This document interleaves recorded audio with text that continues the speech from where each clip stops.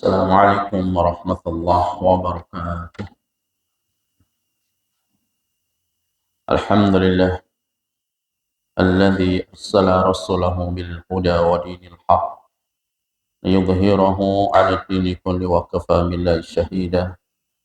أشهد أن لا إله إلا وحده لا شريك له وأشهد أن محمدا عبده ورسوله. اللهم صل وسلم وبارك وأنعم على نبينا محمد وعلى آله وأصحابه ومن استنى بسنته إلى يوم الدين. أما بعد. Akhwatul Islam a'azzani Allah wa iyyakum. Alhamdulillah, pada kesempatan pagi hari ini kita masih mendapatkan kesehatan dari Allah Subhanahu wa taala dan juga masih mendapatkan nikmat dari Allah Subhanahu wa taala serta kemudahan-kemudahan dalam melangkahkan kaki kita menuju ke rumah di antara rumah-rumah Allah Subhanahu wa taala tidak lain adalah untuk selalu mendekatkan diri pada Allah Subhanahu wa taala dan juga tafaqquh fid din, memperdalam lagi ilmu agama kita. Insyaallah pada kesempatan pagi hari ini kita akan melanjutkan pembahasan kajian tafsir dari kitab Taisir Karimur Rahman karya Syekh Sa'di rahimahullah. Kita sampai pada surat An-Nas, di mana dalam surat An-Nas ini, sebelum kita membacakan tafsirnya, maka kita untuk memahami terkait daripada asbabun nuzul, sebab-sebab diturunkan surat An-Nas ini, di mana surat An-Nas ini yang dikenal oleh para ulama dengan Al-Mu'awwidhatain, terlindung kepada Allah Subhanahu wa taala. Karena surat Al-Falaq dan surat An-Nas ini menjadi satu, kesatuan untuk meminta perlindungan kepada Allah Subhanahu wa taala dari segala bentuk keburukan makhluk-makhluk yang ada. Di mana di dalam surat Al-Falaq pada pertemuan yang lalu kita menjelaskan terkait bagaimana kisah Nabi sallallahu alaihi wasallam ketika beliau ini disihir oleh orang Yahudi yang bernama Labid bin A'sam, sehingga Nabi sallallahu alaihi wasallam pun diruqyah oleh malaikat Jibril.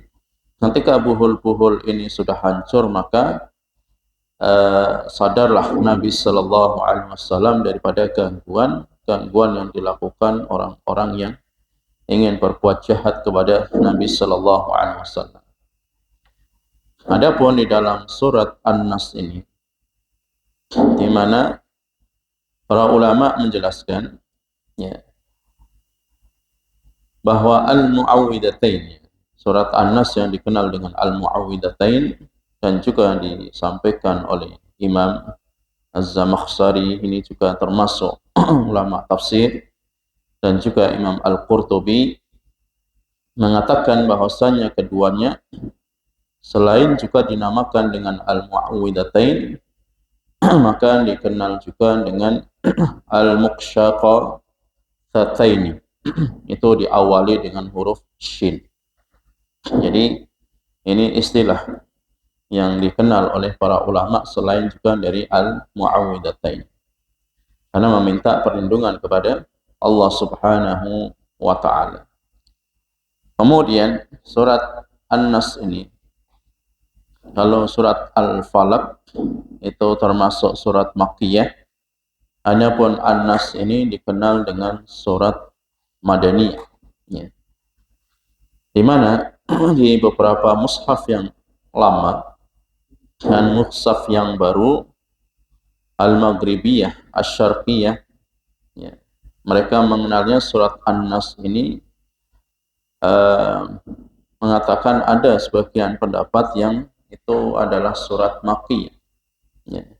Ini yang disampaikan oleh beberapa ulama karena ada korelasinya Al-Falaq ini Al-Makkiyah dan An-Nas pun juga Makkiyah.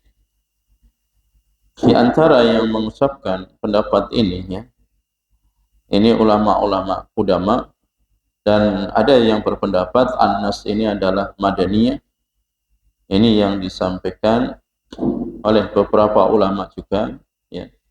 Tetapi yang kita jumpai kebanyakan di dalam beberapa kitab tafsir seperti dalam mushaf ini juga itu dikenal dengan Madaniyah, surat yang diturunkan di kota Madinah.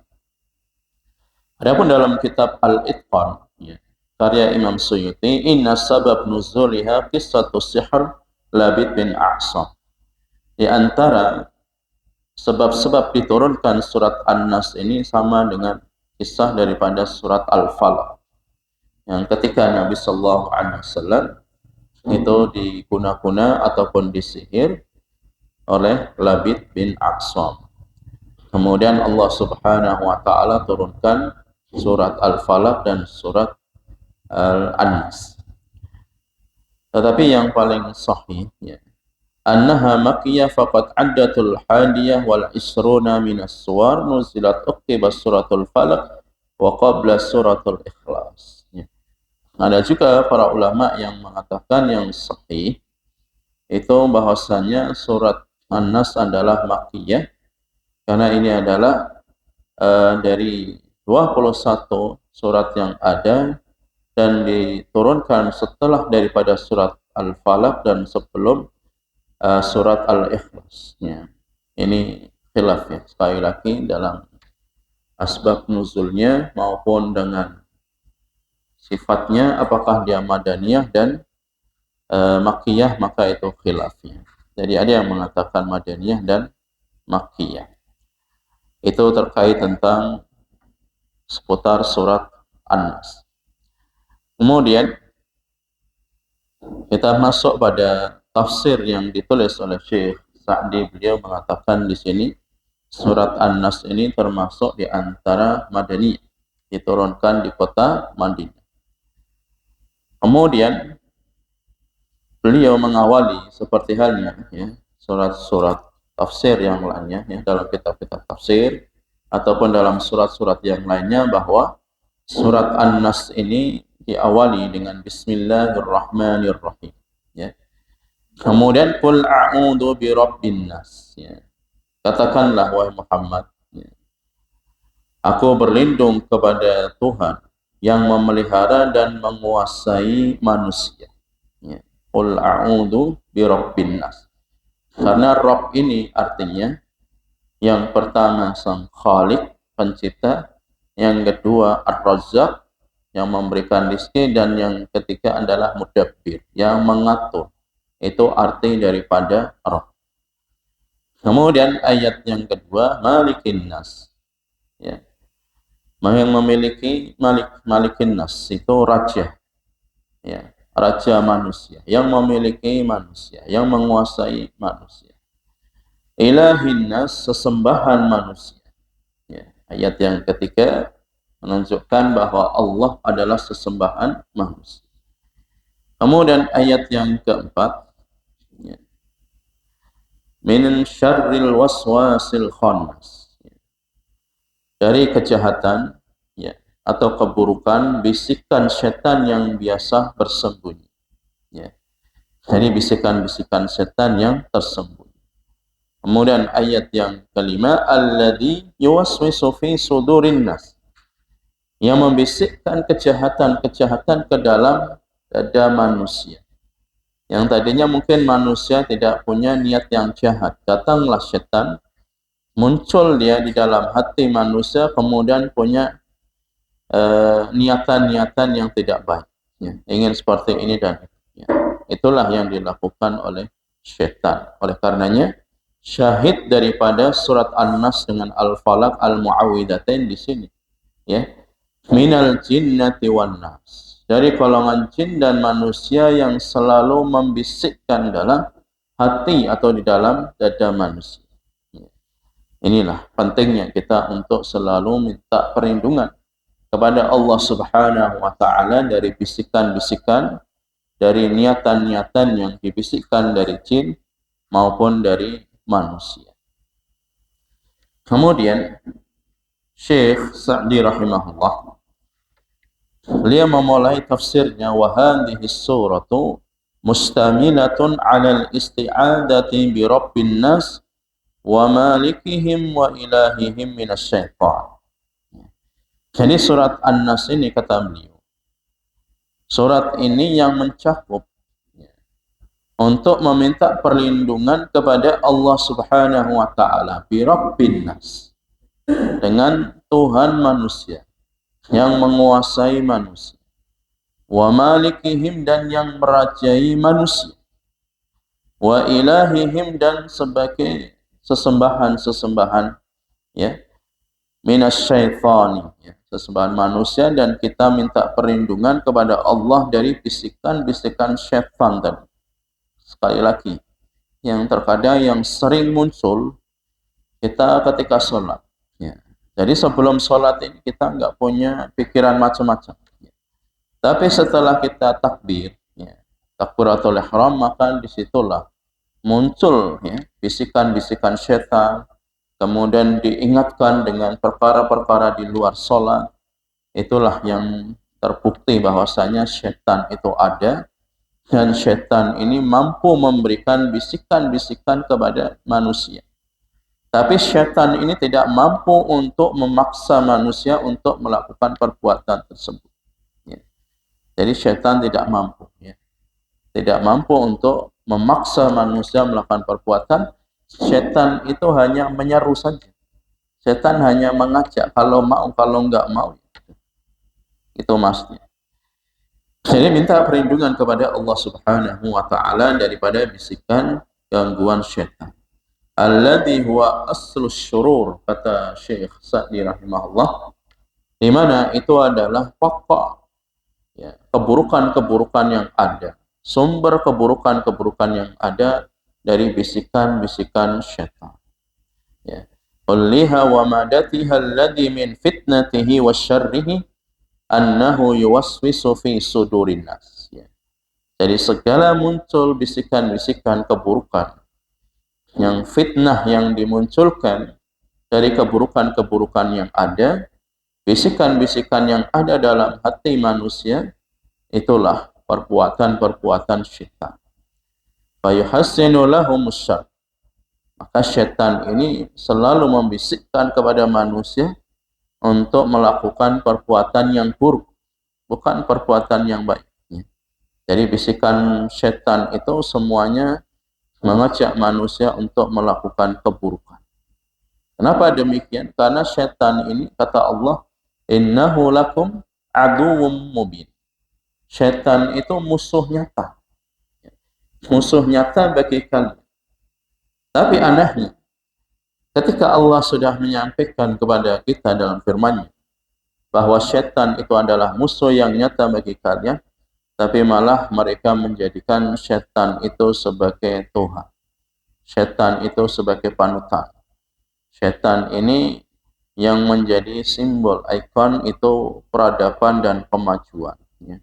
Ini banyak, seperti halnya orang-orang Barat, ya, orang Eropa, mereka rela yang merubah organ tubuh mereka, ya, seluruh tubuh mereka itu dirubah, ya, seperti menyerupai bentuk syaitan, bertanduk, kemudian juga semua, ya, wajahnya dirubah semuanya, kemudian anggota tubuhnya, ya, dibatik semua, jadi tidak berupa manusia tetapi berupa syaitan.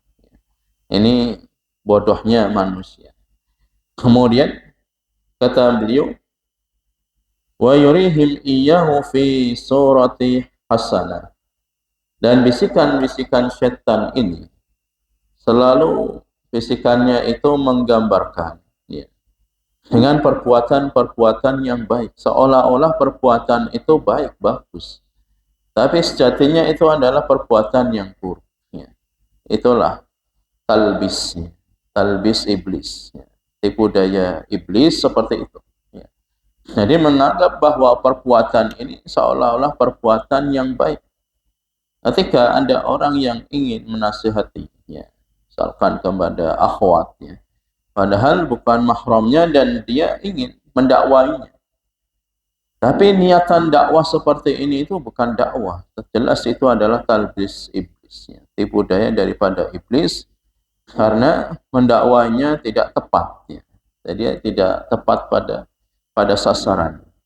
Ya, hanya berisikan chat, bercerita, kemudian membangunkan, ya, memberikan, ya, alarm di malam hari, ya, kemudian untuk bangun malam, ini semuanya talbis iblis, ya. Jadi tidak ada kebaikan sedikit pun, ya.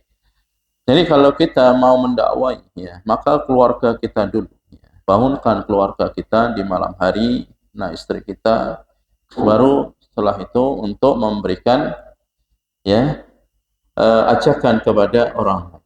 Jadi itulah tipu daya daripada syaitan, menghiasi keburukan-keburukan itu dengan kebaikan, dibalut untuk berdakwah, dibalut untuk memberikan nasihat. Tapi ketahuilah, itu adalah tipu daya daripada iblis untuk menyesatkan manusia. Karena iblis, setan itu tidak langsung menyuruh manusia, membisikkan manusia itu untuk berzina, tidak ada.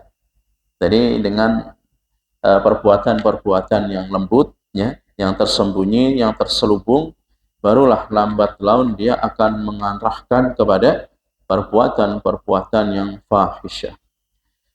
Itulah dahsyatnya tipu daya daripada iblis. Kemudian kata beliau, wa yunashitu iradatihim li fi'lihi. Sehingga ketika syaitan ini memberikan gambaran bahwa perbuatan itu adalah perbuatan yang baik, maka dimotivasi oleh syaitan, oleh iblis. Ayo kamu melakukan terus seperti ini, dakwah terus dakwah. Ya. Jadi yang sering dilakukan, terutama di mahasiswa, ya. Jadi ada istilahnya dulu mabit, gitu ya, malam bina iman dan takwa bersama akhwat. Jadi isinya ya jelas, sholat malam, kemudian di situ bercampur, kemudian di situ bisa ngobrol. Jadi itu niatnya memang baik untuk qiyamul lail. Tapi keburukannya lebih dahsyat daripada itu, ya. Setelah daripada itu, yang tadinya nggak kenal jadi kenal, ngobrol. Yang tadinya nggak tahu kontak HP kemudian jadi tahu. Jadi seperti itu, ya. Lambat laun dia akan, ya, berduaan, kemudian akan melakukan hubungan yang lebih intens dan dibalut dengan dakwah tadi. Maka ketahuilah itu semuanya adalah tipu daya daripada iblis, karena Nabi dan para sahabatnya dari kalangan tabi'in dan tabi'ut tabi'in pun tidak pernah melakukan dakwah seperti ini, ya, secara intens untuk mendakwai para akhwat dan sebagainya. Kemudian yang dijelaskan oleh beliau di sini, ya, jadi manusia dimotivasi oleh syaitan, oleh iblis untuk melakukan keburukan, ya, yang dibalut dengan perbuatan-perbuatan yang baik. Wa yuthabbituhum 'anil khair, ya. Wa yuthabbituhum 'anil khair. Kemudian terus, ya, untuk diiming-imingi dengan perbuatan-perbuatan yang baik. Wa yurihim iyyahu fi surati ghairi suratihi. Kemudian dikelabui, ya. Jadi ada pengelabuan perbuatan yang buruk dibalut dengan perbuatan yang baik. Kemudian hati manusia dimotivasi untuk melakukan perbuatan-perbuatan yang buruk yang sudah dikemas dengan kebaikan oleh syaitan. Wa huwa daiman bihadhil hal. Dan terus seperti itu. Ada yang misalnya orang yang ingin korupsi, gratifikasi. Tapi dia niatnya nanti mau bangun masjid atau memberikan santunan kepada anak yatim. Maka jelas ini, yang tadinya niatnya untuk melakukan kebaikan tetapi dengan cara yang tidak dibenarkan, maka itu pun juga termasuk daripada talbis iblis, tipu daya daripada iblis, ya.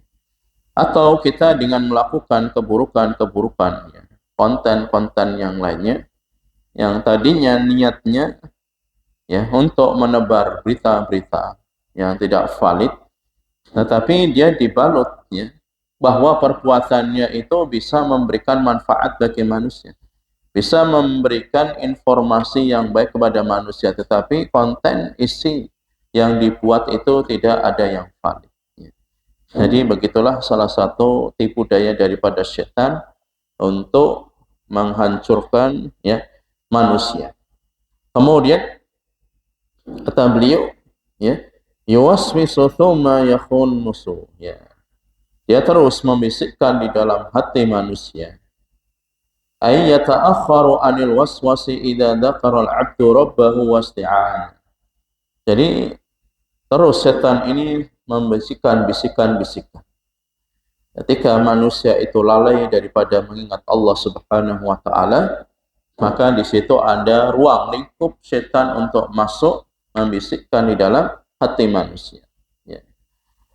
Ketika manusia ingat kepada Allah Subhanahu wa taala dan minta isti'adzah, ya, minta pertolongan kepada Allah Subhanahu wa taala untuk mencegah daripada tipu daya daripada setan, fayambaghi lahu an yasta'ina wa yasta'in. Maka yang harus dia lakukan yang pertama, minta pertolongan dan isti'adzah, minta perlindungan kepada Allah Subhanahu wa taala. Oleh karenanya Nabi sallallahu alaihi wasallam ya, di waktu pagi, petang dan sebelum tidur selalu beliau membaca al-muawwidzatain. Ini pentingnya kita untuk minta perlindungan kepada Allah Subhanahu wa taala, karena setan ini bisa bersemi, bisa bersembunyi di dalam hati, dalam dada manusia. Yang kita tidak mengenal, kita tidak bisa melihat, tetapi bisa dirasakan. Ya. Bisikan-bisikan itu muncul. Dan yang sering adalah wanita. Ya. Mana wanita yang didominasi dengan perasaan, sehingga ketika ada sesuatu yang dia itu enggak pas dalam hatinya, maka perasaannya itu macam-macam. Takut kalau ini dan itu terjadi, ini peristiwa ini, maka sebenarnya itu adalah bisikan dari syaitan yang selalu menakut-nakuti manusia, selalu menjadi hati ini menjadi gelisah, hati ini menjadi sedih ya. Terutama ketika kita mimpi keburukan, maka tidak boleh kita ceritakan pada yang lainnya, yang boleh kita hanya minta perlindungan kepada Allah Subhanahu wa taala dengan cara kita untuk meludah ke kiri ya, ringan, kemudian mengganti posisi tempat tidur kita. Itu semuanya adalah gangguan-gangguan daripada syaitan ataupun jin. Jadi minta kita perlindungan kepada Allah ya. Zikir pagi, petang dan juga sebelum tidur untuk membaca al-muawwidzatain. Kemudian kata beliau,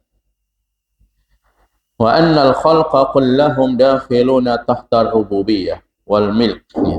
Karena seluruh ciptaan Allah ya, makhluknya, seluruh makhluk itu semuanya di bawah rububiyah Allah Subhanahu wa taala, di bawah pengawasan Allah, di bawah pengaturan Allah ya. Semuanya ya, kebutuhan-kebutuhan manusia bergantung kepada Allah Subhanahu wa taala, dan Allah yang merajai manusia. Fakullu dabatin huwa akhidun binasiyatiha.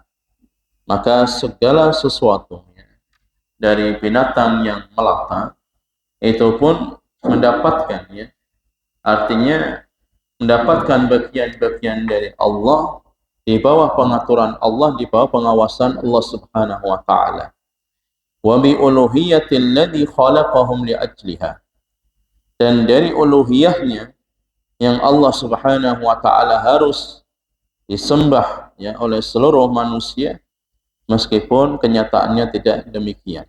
Dan Allah menciptakan jin dan manusia hanyalah untuk beribadah kepada Allah Subhanahu wa taala ya. Jadi uluhiyahnya di sini ya, Allah ciptakan mereka itu li ajliha, untuk beribadah kepadanya. Wa ma khalaqtul jinna wal insa illa liya'budun. Tidaklah aku menciptakan jin dan manusia melainkan untuk beribadah kepadanya. Fala tatimmu lahum illa bidaf'i syarri aduwwihim alladhi yuridu an yaqtati'ahum anha wa yahulu bainahum wa bainaha. Jadi kata beliau, maka tidak akan sempurna pencegahan dari keburukan-keburukan yang dimunculkan oleh syaitan, iblis maupun jin ini ya. Dan mereka ingin ya memberikan ya motivasi, semangat kepada kita untuk melakukan keburukan tadi. Bisikan-bisikan ini terus di dalam hati manusia. Sehingga ketika muncul bisikan-bisikan yang negatif, bisikan-bisikan yang mengantarkan kita untuk melakukan keburukan, maka harus segera kita langsung isti'adzah, minta perlindungan kepada Allah, ya. A'udzubillahi minasyaitonirrajim, ya. Dengan minta perlindungan kepada Allah, maka hilanglah setan di dalam hati kita, ya, melalui bisikan-bisikannya. Kemudian kata beliau, wa yuridu an yaj'alahum min hisbihi. Dan syaitan ini menginginkan manusia supaya manusia itu bagian daripada kelompoknya, golongannya, ya. Sebagaimana Allah Subhanahu wa taala, ya, dalam firman-Nya, liyakunu min ashabis sa'ir, supaya manusia itu termasuk di antara penghuni neraka. Jadi jin setan itu mencari teman sebanyak-banyak, dan mereka sebenarnya enggak mampu untuk memaksa manusia melakukan keburukan. Tapi yang mereka lakukan hanyalah bisikan-bisikan, ya. Makanya kita untuk selalu isti'adzah. Sehingga al-waswas, ya. Al-waswas ini kama yakunu minal jinni yakunu minal ins. Jadi waswas ini dimunculkan dari jin dan juga manusia. Kalau ada manusia sering ngajak kita, ya, misalkan tadi, ya, orang yang kerja di kantor, ayo kita gratifikasi. Jadi kalau korupsi nggak bisa sendirian, harus jamaah. Ya. Kalau sendirian itu gampang ketahuan, ketangkap. Tapi kalau secara gratifikasi berjamaah kan sulit, ya, sulit untuk dideteksi. Nah, bisikan-bisikan seperti ini kan muncul dari manusia, minal jinnati wan nas, dari jin dan juga manusia. Atau ada teman yang buruk mengajak kita untuk ke tempat-tempat lokalisasi, misalkan tempat-tempat hiburan, klub-klub malam. Maka itu termasuk juga setan, jin yang berbentuk manusia. Ini yang berat lagi. Jadi syaitan fi suratil ins, setan yang berwujud manusia ini yang berat. Jadi yang tadinya dia enggak punya niatan ke situ, kemudian dibisikkan, ayo, ya, enggak apa-apa sekali-kali gitu katanya, ya. Ditawari minuman sehat, enggak apa-apa, ya. Sekali-kali minuman, ya, orang tua, ya. Jadi supaya lebih sehat, biar lebih kuat lagi. Maka bisikan-bisikan seperti ini yang dimunculkan dari manusia ini tadinya, ya, setan jin tapi bentuknya manusia, itu yang lebih dahsyat daripada setan yang hanya memberikan bisikan di dalam hati manusia, ya. Akhirnya beliau mengatakan walihada qala minal jinnati wan nas. Sehingga ketika Allah Subhanahu wa taala menyampaikan, ya, minal jinnati wan nas, maka berlindung kepada Allah Subhanahu wa taala dari bisikan-bisikan yang dimunculkan oleh jin dan manusia, ya.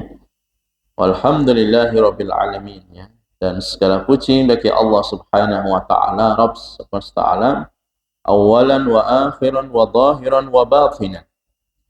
Yang pertama kali dan yang terakhir, yang zahir maupun yang batin, yang tidak nampak. Kemudian beliau menyampaikan wa nas'alullaha wa nas'aluhu ta'ala an yatimma ni'matahu wa an ya'fuwa 'anna dhunubana allati halat bainana wa baina katsirin min barakatihi. Dan kita meminta perlindungan kepada Allah Subhanahu wa taala, memohon kepadanya agar disempurnakan nikmat-nikmatnya. Kemudian kita memohon kepada Allah agar mengampuni dosa-dosa yang kita lakukan dan juga keberkahan-keberkahan yang ada. Wa khataya wa syahwat dhahabat bi qulubina an tadabburi ayati. Ya, jadi untuk mengobati, ya, mengobati daripada penyakit syahwat, ya, itu dengan cara tadabbur, mentadabburi ayat-ayat Allah Subhanahu wa taala, ya. Dan ini pernah ditulis oleh Imam Ibnul Qayyim, ya, di dalam kitabnya, yaitu ada Ad-Da' wa Dawa, kemudian ada kitabnya Jawabul Kafi, ya. Jadi dan masih banyak yang berkaitan tentang masalah hati dan bagaimana cara mengobatinya. Di antaranya itu tadi, mentadabburi ayat-ayat Allah Subhanahu wa taala untuk menghilangkan bisikan-bisikan daripada syaitan. wa narjuhu wa na'ammala minhu an la yahramna khaira ma 'indahu bi syarrin ma 'indana. Dan kita memohon ya, berharap kepadanya, pada Allah Subhanahu wa taala, agar Allah tidak ya menghalangi kita untuk melakukan kebaikan. Dengan cara apa? Dengan keburukan-keburukan yang ada pada hati manusia. Ya. Jadi terkadang manusia itu terhalangi dengan perbuatan-perbuatan yang baik karena dia didominasi dengan bisikan-bisikan yang ada dalam hati manusia. Fa innahu la ya'as min rauhillah ila al-qaumul kafirun. Karena tidak ada sesuatu ya yang putus asa dari rahmat Allah Subhanahu wa taala kecuali orang-orang kafir.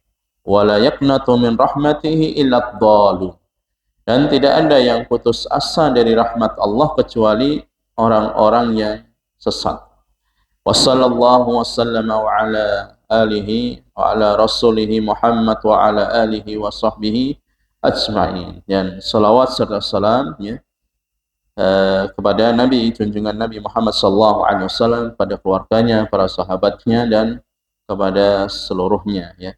Salatan wa salaman daimaini mutawasilaini abadan al-awqat ya. Salawat serta salam ya daimain ya, senantiasa mutawasilain ya, sampai kepadanya ya selamanya. Walhamdulillah alladzi bi ni'matihi tatimmus shalihat. Segala puji bagi Allah Subhanahu wa taala, dengan nikmat-nikmatnya semua perbuatan-perbuatan yang baik itu bisa dilakukan. Tamma tafsir kitabillahi bi'aunihi wa husni taufiqihi ala yaddi jami'ihi wa kitabihi ala Abdurrahman bin Nasir bin Abdullah al-Ma'ruf ibn Sa'di ghafarallahu lahu wa liwalidayhi wa jami'il muslimin. Jadi ini sebagai ikhtitamnya, penutup dalam tafsir ini, karena kita membaca di surat An-Nas ya. Jadi beliau pun juga ya telah menyempurnakan tafsir ini ya, 30 juz dengan tafsir yang ringkas padat, karena beliau mengambil beberapa ringkasan dari beberapa tafsir yang panjang seperti Ibnu Katsir, kemudian tafsir Qurtubi, tafsir At-Tabari, kemudian tafsir dari beberapa yang lainnya seperti ada Al-Alusi punya tafsir Ruhul Ma'ani, kemudian Imam Zamakhsyari juga ada tafsirnya.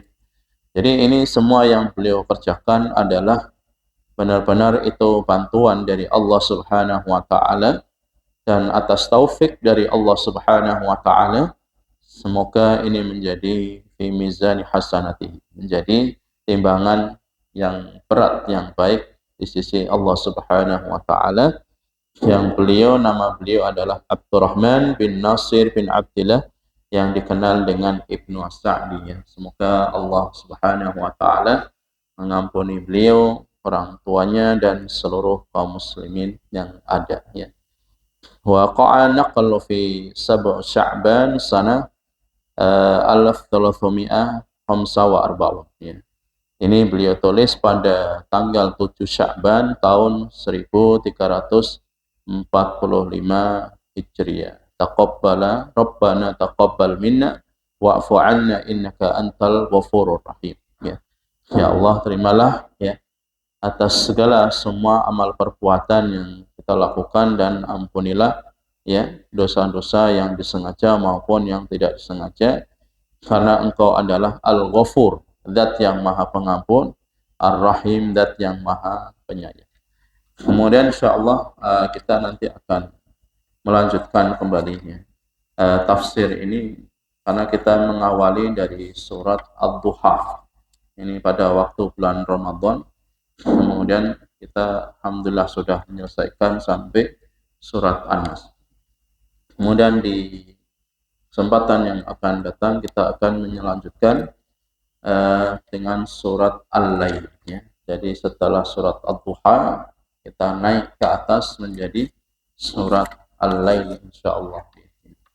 Tafi bihadzal qadar bi kafratul majlis, subhanakallahumma bihamdika asyhadu an la ilaha illa anta astaghfiruka wa atubu ilaik. Wassalamu alaikum warahmatullahi wabarakatuh.